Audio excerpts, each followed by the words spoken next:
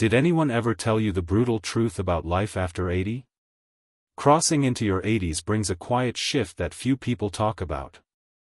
Not the surface-level stuff like birthdays or slower mornings, but the deeper, often unspoken changes. It's a time filled with both wisdom and loss, presence and distance, deep peace, and sometimes deep loneliness.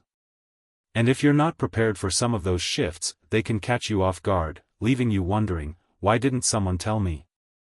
In this video, we're walking through 5 brutal realities of life after 80. Not to scare you, not to depress you, but to offer clarity. Because when you see these things coming, you're no longer at their mercy. You can prepare for them, and you can meet them with strength instead of surprise. We'll talk about the shrinking circles, the body that doesn't bounce back the way it used to, the creeping dependence that feels uncomfortable even when it's necessary, the quiet way society starts to overlook you, and that strange ache that shows up when old regrets meet too much time and too little purpose. Stay with us until the end because while some of these truths may feel heavy, they also open the door to something powerful: acceptance, resilience, and a chance to shape the final stretch of life with the kind of dignity no one else gets to define but you. Let's talk about what really happens after 80 and how you can walk through it with open eyes, steady hands, and your head held high. If you're finding these insights helpful, please subscribe and turn on the bell so you don't miss more from Timeless Wisdom Path. Number 1, a social circle that quietly disappears. One of the most unexpected and painful parts of life after 80 is not about your health or your memory, it's about the people who once made up your world. Friendships that carried you through decades begin to thin out, not because of arguments or distance, but simply because time has its own way of rearranging life. Friends you used to call without thinking may no longer answer because they're gone. Neighbors you waved to every morning move away, and sometimes they don't come back. Even family, though they still love you, often becomes busier, distracted, or pulled into the challenges of their own lives. The result is a kind of silence that slowly creeps in without you even noticing at first. The phone doesn't ring as much, invitations come less often, and gatherings that were once warm and lively feel smaller, shorter, or sometimes don't happen at all. It isn't personal, it's the natural shift of aging, but that doesn't make the loneliness easier to carry. I once knew an older man who went to the same diner every morning for nearly 20 years. For a long time, it was full of familiar faces, friends who laughed and argued and remembered the same stories. But as the years passed, one by one, those friends stopped showing up. Some passed away, some moved closer to their children, and some simply couldn't drive anymore. He told me one morning, "I walk in, and I'm still me, but now I'm just the man sitting alone at the corner booth." That kind of loss doesn't always make you cry. Sometimes it just makes the room feel too quiet after dinner or makes a walk down the street feel emptier than it used to. It's the hollow ache of realizing the number of people who really know you is growing smaller, and no matter how strong you are, that realization can cut deep. But here's the important part: just because life takes away some connections doesn't mean you can't create new ones. After 80, relationships don't fall into your lap the way they once did, you have to reach for them. It may take courage, but you've carried courage your whole life. Whether it's joining a community group, calling someone instead of waiting for them to call, writing letters, volunteering, or even starting a weekly lunch ritual, connection is still possible, and in many ways, even more meaningful. Because at this stage, you don't just want people who fill a room, you want people who fill your heart. And though your social circle may shrink, the depth of the relationships you choose to keep or create can bring a richness that more than makes up for the numbers. After 80, friendships are no longer about quantity, they are about quality, about the voices that bring warmth to the silence, and about the courage it takes to open a new door even when so many others have closed. Number 2, a body that stops bouncing back. By the time you reach your 80s, one of the hardest truths to accept is that your body no longer recovers the way it once did, and this reality often arrives quietly, without warning. In your younger years, a simple nap could erase fatigue, a good night's sleep could repair sore muscles, and a minor cold would vanish in a few days. But after 80, those small aches linger longer, that cough stretches into weeks, and fatigue doesn't disappear as quickly as before. The bounce back simply isn't what it used to be. And what makes this shift so difficult isn't just the physical discomfort, it's the unpredictability. You can eat well, move your body carefully, keep up with your checkups, and still find yourself surprised by how fragile recovery becomes. A small misstep on the stairs might take weeks to heal, a simple stomach bug could drain you for days, a harmless fall in the garden could be the start of a long journey to regain confidence and strength. I once knew a woman named Gloria, 81, who loved her garden and her book club. She was full of life, proud of her independence, and always in motion. But one afternoon, while trimming roses, she lost her balance and fell. The injury wasn't major, but the recovery was slow, much slower than she expected. Weeks of rest turned into months of reduced strength, and her spirit dimmed as she realized her body was no longer willing to bounce back the way it once had. She told me, "I thought I was just taking a break, but my body treated it like a full stop." That is the difficult reality after 80, rest is no longer the easy cure it once was, sometimes it opens the door to decline if you're not intentional. But within that truth lies a new kind of wisdom, learning to respect your body not for what it can no longer do, but for everything it has carried you through. Instead of pushing yourself to recover at the old pace, you begin to honor your energy in smaller, steadier ways. You pace your days, you listen more carefully to your body's signals, you treat health as a precious daily practice rather than a guarantee. The bounce back may be slower, but that doesn't mean you are powerless, it means you adapt forward. You walk a little slower but with more awareness. You rest longer but with purpose. You build routines that protect you instead of drain you.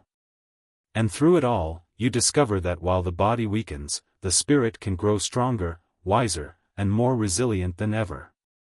Because even when the body doesn't rebound, the strength of your presence, your patience, and your perspective can steady you in ways no quick recovery ever could. Number 3, a growing need for help. One of the hardest parts of life after 80 is realizing that no matter how independent you've always been, you begin to need help in ways you never imagined before, and it doesn't usually happen all at once, it creeps in slowly, almost unnoticed. At first, it's something small, like skipping the top shelf because it feels too risky to stretch that high, or gripping the handrail a little tighter when going up the stairs, or pausing longer before deciding to drive on a rainy evening. These little adjustments seem harmless, but together they begin to show that things you once did without thinking now require more effort and more care. The most difficult part isn't the task itself, but the way it feels inside. For someone who spent decades caring for others, raising children, running households, fixing problems, and being the strong one, it can be deeply unsettling to suddenly be the one who needs assistance. The thought of being a burden weighs heavy, and so many older adults hide their struggles, they keep quiet about a fall, they try to carry the grocery bags alone, they avoid asking for rides or help around the house, even if their body is quietly protesting. I once knew a man named Eugene, 85, who lived through war, raised 4 children, and built a shed out back with nothing but his own hands. He took great pride in doing everything himself. But one icy winter day he slipped on his driveway, leaving him bruised, shaken, and humbled. He didn't tell anyone, but his daughter noticed the change in him and began visiting weekly, bringing groceries and staying for coffee. At first, Eugene resisted, saying, "I'm fine, I don't need this," but over time, that coffee turned into something he looked forward to, and he admitted, "It feels good, not having to carry everything alone." That moment is powerful, because it shows that asking for or accepting help doesn't mean weakness, it means wisdom. True independence after 80 isn't about doing everything alone, it's about knowing when to protect yourself by leaning on others. Sometimes help comes from people, a friend who drives you to appointments, a family member who checks in, a neighbor who brings a meal. Sometimes help comes from small supports, a shower bar, a stool in the kitchen, a medical alert button, or even a simple calendar reminder. These things don't strip away dignity, they preserve it by keeping you safe, steady, and able to keep doing what matters most. And perhaps the greatest shift is realizing that allowing others to help is not only a gift to you, but also a gift to them. It gives loved ones a chance to show care, to feel useful, and to share time that might otherwise be lost. The bravest thing you can do after 80 may not be climbing the ladder or carrying the heavy bag, it may be looking someone in the eye and saying, "Yes, I could use a hand." Because in truth, the strength to accept help is what allows your independence to last even longer. Number 4, a presence the world starts to overlook. After the age of 80, one of the quietest but most painful realities is the feeling that the world begins to look past you, as though your presence has grown softer, lighter, almost invisible. It's not that people mean harm, life simply moves fast, and society often celebrates youth, energy, and progress, while overlooking the deep wisdom and experience that only age can carry. You notice it in subtle ways at first: a cashier who talks more to the younger person beside you than to you, a doctor who rushes through an explanation assuming you wouldn't understand, or friends and family making plans without asking what you'd like to do. The conversations in the room shift around you, and though you're sitting right there, your thoughts aren't invited in as much as before.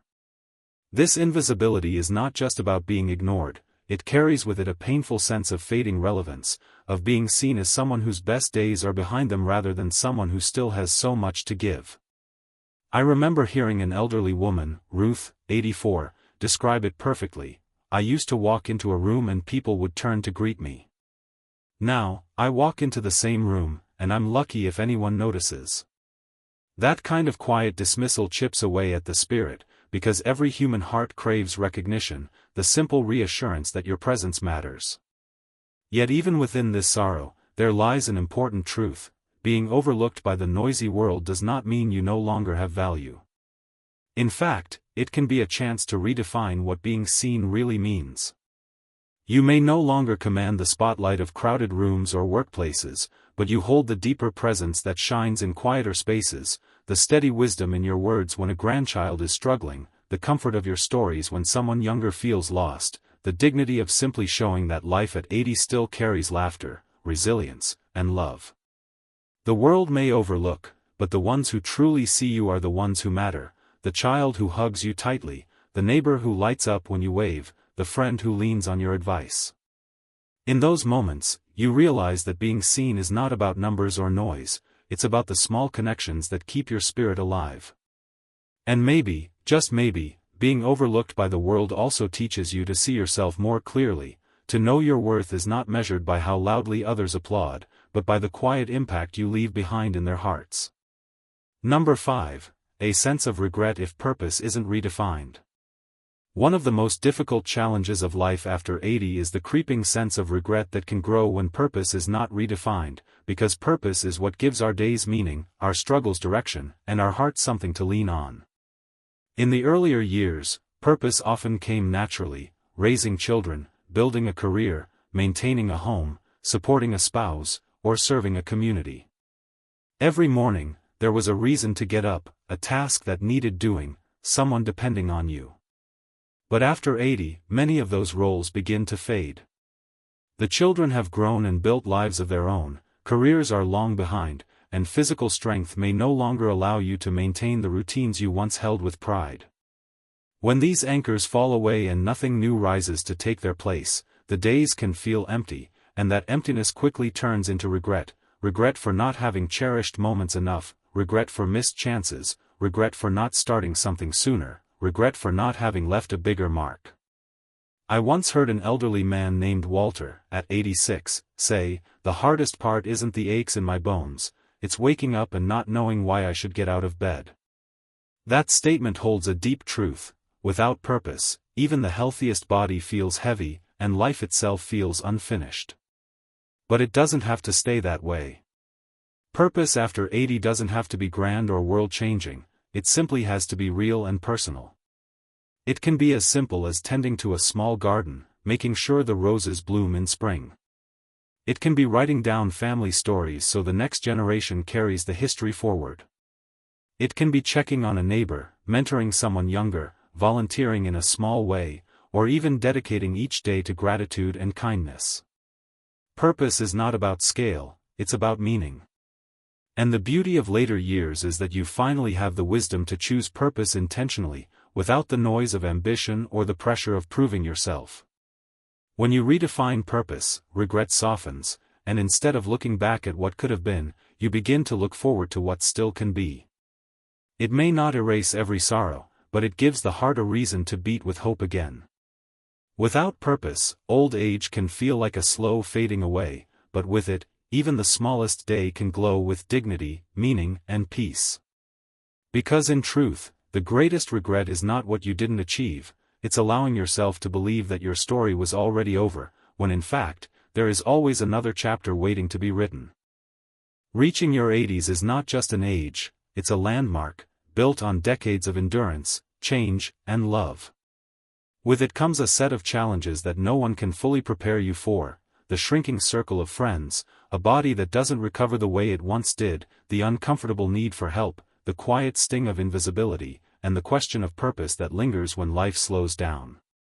But facing these truths doesn't make you weak, it makes you wise. It means you've lived long enough to see life clearly, without illusions, and to choose how you will meet it. Because even now, choices remain. You can choose connection instead of silence. You can choose to pace yourself with respect for your body instead of frustration at its limits. You can choose to accept help as a way of extending independence, not losing it. You can choose to speak and share, even when the world looks past you. And you can choose to create purpose in presence, to bring light, comfort, or joy in small but powerful ways.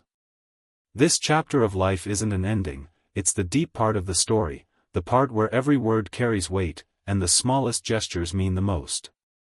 So, which of these 5 realities spoke to you the loudest? Was it the loneliness of a fading social world, the slower body, the struggle with dependence, the feeling of being unseen, or the challenge of redefining purpose? Share your thoughts in the comments, your voice matters here, and we'd love to hear from you. If you found this video meaningful, please like, subscribe, and turn on the bell so you don't miss the next one. Your support helps us continue creating content to inform and inspire you. Thank you for watching, and we look forward to walking with you on this journey of wisdom and resilience.